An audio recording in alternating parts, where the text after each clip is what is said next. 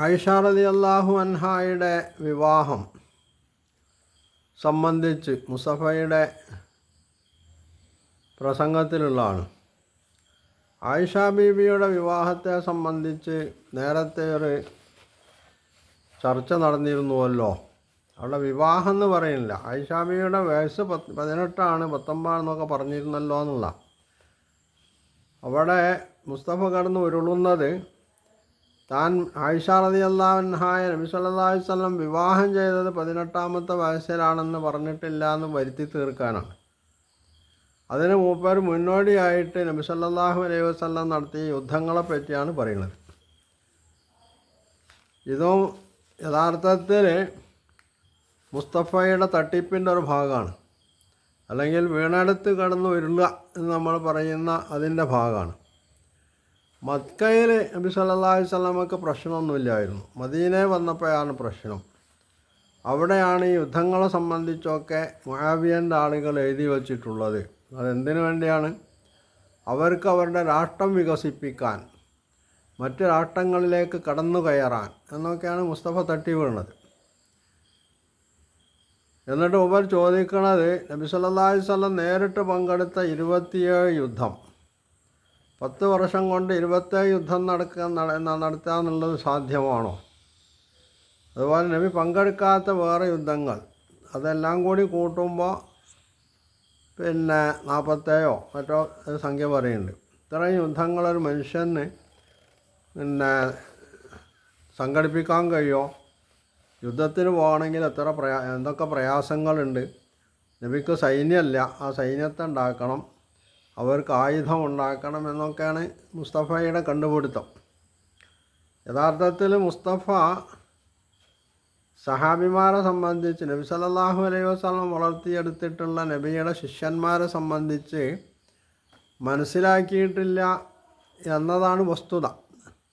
അല്ലെങ്കിൽ മനസ്സിലാക്കിയത് മറച്ചു വെക്കുന്നു എന്നുള്ളതാണ് വസ്തുത. മനസ്സിലാക്കിയിട്ടില്ല എന്നതിനേക്കാൾ മനസ്സിലാക്കിയത് മറച്ചു വെക്കുന്നു. എന്തിനു വേണ്ടി മറച്ചു വെക്കുന്നു എന്ന് ചോദിച്ചാൽ, തൻ്റെ ഇതുപോലുള്ള തലതിരിഞ്ഞ ആശയങ്ങൾ സമൂഹത്തോട് വിളിച്ചു പറയണമെങ്കിൽ അത് മറച്ചു വെക്കേണ്ടതുണ്ട്. അതിനുവേണ്ടിയാണ് അത് മറച്ചു വെക്കുന്നത്. എന്നിട്ട് ചോദിക്കുന്നത്, അലക്സാണ്ടർ പോലും ഇങ്ങനെ ഒരു ഈ രീതിയിൽ യുദ്ധം നടത്തിയിട്ടില്ല എന്നാണ്. അപ്പോൾ കേട്ടാൽ ന്യായമല്ലേ എന്ന് തോന്നും. അലക്സാണ്ടർ എത്ര യുദ്ധം നടത്തിയാണ്? അലക്സാണ്ടർ ഒരു യുദ്ധം നടത്തിയിട്ടുള്ളൂ, ശരിയാണ്. ഈ യുദ്ധം എത്ര കാലം കൊണ്ടാണ് അദ്ദേഹം നടത്തിയിട്ടുള്ളത്? അദ്ദേഹം എവിടെയെങ്കിലും ഒരു സ്ഥലത്ത് തങ്ങി ബാക്കി പ്രദേശങ്ങളിലേക്ക് തൻ്റെ പട്ടാളക്കാരയക്കായിരുന്നോ ചെയ്തിരുന്നത്? അതോ അലക്സാണ്ടർ തന്നെ നേരിട്ട് നാടായ നാടുകളിലൊക്കെ നടന്ന് യുദ്ധം ചെയ്യുകയായിരുന്നുവോ? അത് എത്ര കാലം നീണ്ടു നിന്നു? എവിടെ വെച്ചാണ് അദ്ദേഹം പരാജയപ്പെട്ടിട്ടുള്ളത്? എപ്പോഴാണ് അദ്ദേഹം മരിച്ചത്? ഇതൊക്കെ വിശകലനം ചെയ്യേണ്ടതുണ്ട്. അപ്പോഴാണ് അലക്സാണ്ടർ ഇങ്ങനെ യുദ്ധം ചെയ്തിട്ടുണ്ടോ എന്നുള്ളതിനുള്ള മറുപടി കിട്ടുള്ളൂ. ഇവിടെ നബി സല്ലല്ലാഹു അലൈഹി വസല്ലമയുടെ മക്കയിലെ ജീവിതവും മദീനയിലെ ജീവിതവും രണ്ടാണുള്ളത്, ശരിയാണ്. മക്കയിലെന്തായിരുന്നു അവസ്ഥ? മുസ്തഫ ഖുർആനിൻ്റെ അകമ്പൊരുളൊക്കെ എഴുതിക്കൊണ്ടിരിക്കുന്ന ആളാണല്ലോ. അത് കുറച്ച് എഴുതിക്കൊണ്ടിരിക്കുന്നുണ്ട്. ഖുർആനിൻ്റെ മാനവിക വ്യാഖ്യാതാവാണ് മൂപ്പർ. അപ്പോൾ ഈ ഖുർആനിലെ മക്കയിലെ ഘട്ടത്തെയും മദീനയിലെ ഘട്ടത്തെയും ഒരുപോലെയാണോ വിവരിച്ചിട്ടുള്ളത്? അത് മുസ്തഫ വ്യക്തമാക്കേണ്ടതാണ്. ഈ വീണടുത്ത് കയറുന്ന ഉരുളോണ്ട് കാര്യമൊന്നുമില്ല. നേർക്കുനേരെ സംഗതികൾ ചർച്ച ചെയ്യാൻ മുസ്തഫ തയ്യാറുമല്ല. ദൂരെ നിന്നിട്ട് ഇങ്ങനെ കുരക്കുക എന്ന് നമ്മൾ സാധാരണ പറയാറുള്ളത് പോലെയാണ് മുസ്തഫയുടെ സ്വഭാവം എന്ന് പറയുന്നത്. കാരണം അവിടെ പ്രശ്നമല്ലല്ലോ, ആരും ചോദ്യം ചെയ്യാനില്ല. ആരെങ്കിലും ചോദ്യം ചെയ്യുകയാണെങ്കിൽ തന്നെ അവരുമായിട്ട് മര്യാദയ്ക്ക് സംസാരിക്കാനും മുസ്തഫ തയ്യാറല്ല. ഇതാണ് അവസ്ഥ. എന്നിട്ട് തനിക്ക് തോന്നിയതൊക്കെ വിളിച്ചു പറയാനുള്ളതാണ്. ഇവിടെ നബി സല്ലല്ലാഹു അലൈഹി വസല്ലമ മക്കയിൽ പ്രവർത്തിച്ചിരുന്നപ്പോൾ ഖുർആനിൽ നബി സല്ലല്ലാഹു അലൈഹി വസല്ലമയോട് മക്കയിൽ നിർദ്ദേശിച്ചിട്ടുള്ള എന്താണ്? അവിടെ ആരെങ്കിലും കൈകാര്യം ചെയ്യാൻ അല്ലെങ്കിൽ ആയുധം എടുക്കാൻ ഖുർആൻ നിർദ്ദേശിച്ചിട്ടുണ്ടോ?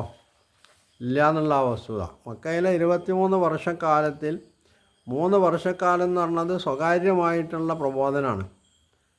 ആദ്യത്തെ 3 വർഷക്കാലം. ബാക്കി 10 വർഷമാണ് പരസ്യമായിട്ടുള്ള പ്രബോധനം നടക്കുന്നത്.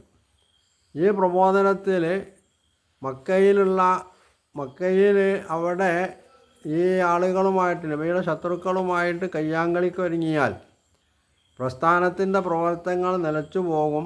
അത് മുമ്പോട്ടുണ്ടാകാൻ കഴിയില്ലാന്നുള്ളത് ഉറപ്പാണ്. ഈ പ്രവർത്തനങ്ങളിൽ നയം എന്ന് പറയുന്ന ഒരു സംഗതിയുണ്ട്. അത് എല്ലാ ഘട്ടങ്ങളിലും ഒരേ നയമല്ല ഒരു പ്രസ്ഥാനവും കൈക്കൊള്ളാറുള്ളത്. ഇസ്ലാമും അങ്ങനെ തന്നെയാണ്. ഒരു നയമല്ല മക്ക ജീവിതത്തിൽ കൈക്കൊണ്ട നയമല്ല മദീന ജീവിതത്തിൽ കൈക്കൊണ്ടിട്ടുള്ളത്. മക്കയിൽ ക്ഷമിക്കാനാണ് പറഞ്ഞിട്ടുള്ളത്. അവിടെ വാളെടുക്കാനും ആയുധമെടുക്കാനും ഖുർആനിൽ എവിടെയും നിർദ്ദേശം നൽകിയതായിട്ട് മക്ക ജീവിതത്തിലെ ആയത്തുകളിൽ സൂറത്തുകളിൽ നമുക്ക് കാണാൻ സാധ്യമല്ല ഉള്ളതാണ്. അവിടെ ക്ഷമിക്കുക, ഇസ്ബിർ സബറൻ ജമീല, സുന്ദരമായി ക്ഷമിച്ചു കൊള്ളുക എന്നുള്ള രീതിയിൽ ഖുർആൻ ആവർത്തിച്ച് പറയുന്നുണ്ട് ക്ഷമിക്കണ കാര്യത്തെ സംബന്ധിച്ച്. അവിടെ പ്രബോധനത്തിനാണ് പ്രാധാന്യം കൊടുത്തിരുന്നത്.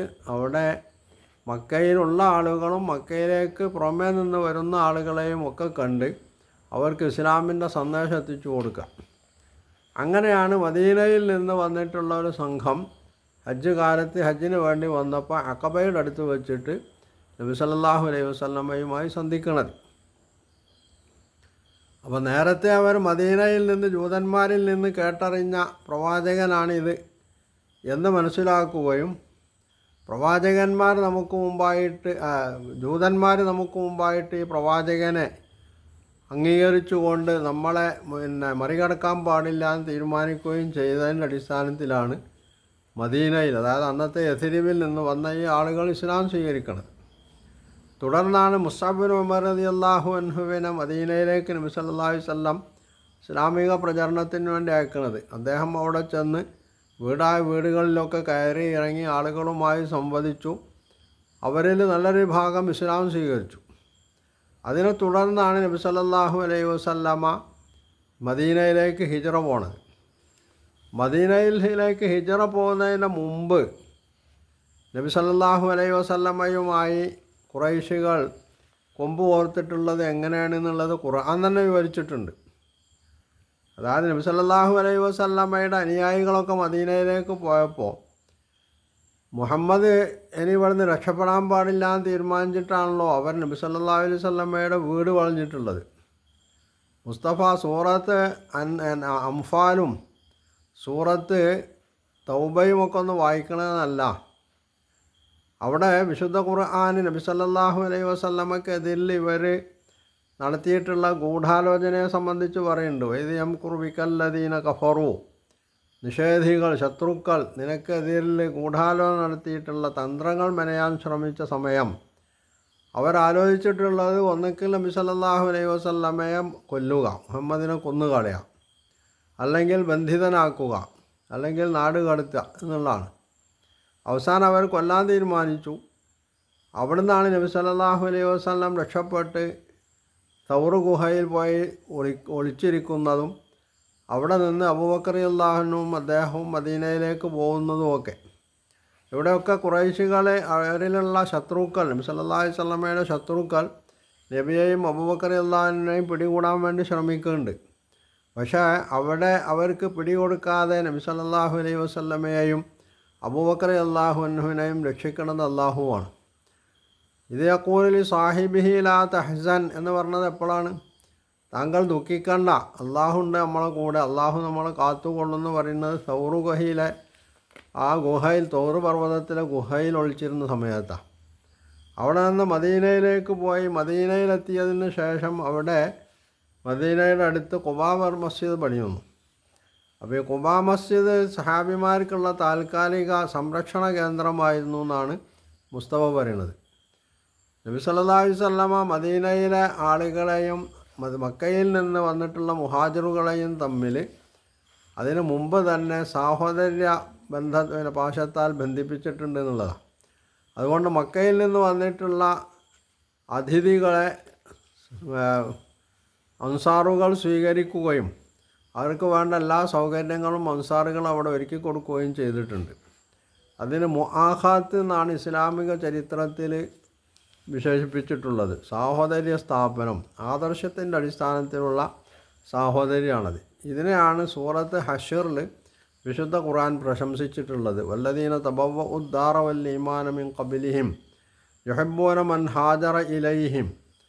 നേരത്തെ തന്നെ മദീനയിൽ സ്ഥിരവാസം ഉറപ്പിച്ചിട്ടുള്ള ആളുകൾ തങ്ങളിലേക്ക് ഹിജറ ചെയ്ത് വന്ന് ആളുകളെ അവർ സ്നേഹിച്ചു ഇഷ്ടപ്പെട്ടു എന്നാണ് ആൾ പറഞ്ഞത്.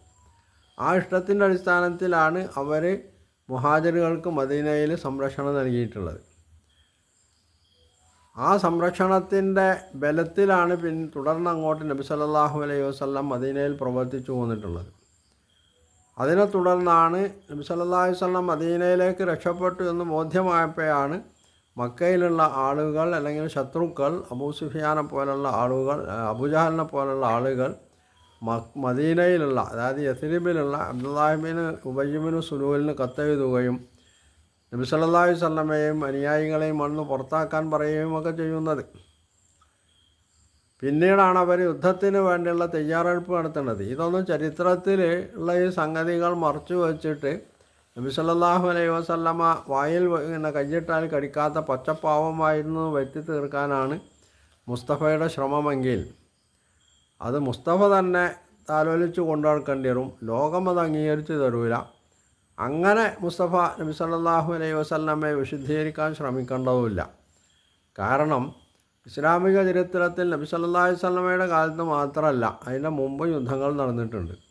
മൂസാ നബിയും സമൂഹത്തോട് യുദ്ധത്തിന് വേണ്ടി പോകാൻ പിന്നെ ഖുർആൻ വിവരിച്ചിട്ടുണ്ട്. ദാവൂദ് നബി ചെയ്ത യുദ്ധത്തെപ്പറ്റി പറയുന്നുണ്ട്. സുലൈമാൻ നബി ബൽക്കീസിന് എഴുതിയിട്ടുള്ള കത്തിനെ സംബന്ധിച്ചും ഇല്ലെങ്കിൽ ഞാൻ സൈന്യവുമായി വരുന്നുണ്ട് എന്ന് പറഞ്ഞതിനെ സംബന്ധിച്ചൊക്കെ ഖുർആൻ വിവരിച്ചിട്ടുണ്ട്. ഇതൊക്കെ നിഷേധിച്ചുകൊണ്ട് വേണ്ടി വരും മുസ്തഫക്ക് നബി സല്ലല്ലാഹു അലൈഹി വസല്ലമ യുദ്ധം ചെയ്തിട്ടില്ല എന്ന് പറയണമെങ്കിൽ. മാത്രമല്ല ആയിഷാ ബീവിയുടെ വിവാഹം പിന്നെ ഈ യുദ്ധം തമ്മിലുണ്ട് ബന്ധാനുള്ളതെന്ന് പിന്നെ വേറെ ചോദിക്കേണ്ടതാണ്. അപ്പോൾ കിടന്നിടത്ത് വീണെടുത്ത് കിടന്ന് ഉരുളുക, ഇതാണ് ഇവിടെ മുസ്തഫ ചെയ്തുകൊണ്ടിരിക്കുന്നത്.